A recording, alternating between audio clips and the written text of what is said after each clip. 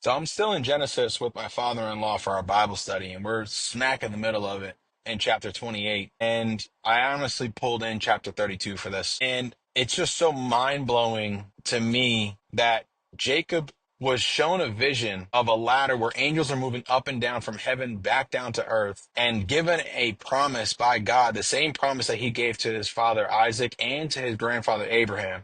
But when he woke up, he tried to make a bargain with God that, hey, if you do all of these things, then you'll be my God. And it made me think, how many times do we make fake promises to God? Like, hey, I know I'm throwing up because I'm so hungover or I'm really drunk right now. And if you just get me through this and take this pain away, I won't drink anymore. How many times do we say, hey, I got a little scare here.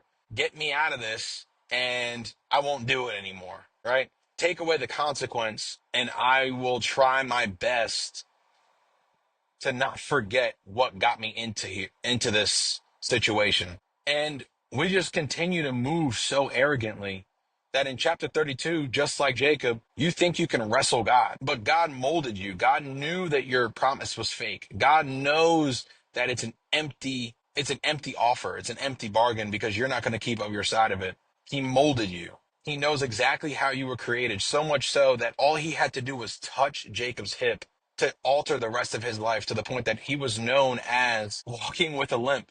It's just insane to think, hey, how arrogant are we that we think God will allow us to make an empty promise and completely forget. So that's kind of number one. And one of the last things that I thought was so crazy, and thank you, God, to allow me to be discipled by GB. God doesn't need you. Like, he doesn't need you. God gave you the promise, God gave you the vision, and you think you're going to bargain with God as if, hey, well, if now, awesome, I know that you told me this and you showed me this, but if you do this other stuff over here, then you'll be my God. As if God isn't God.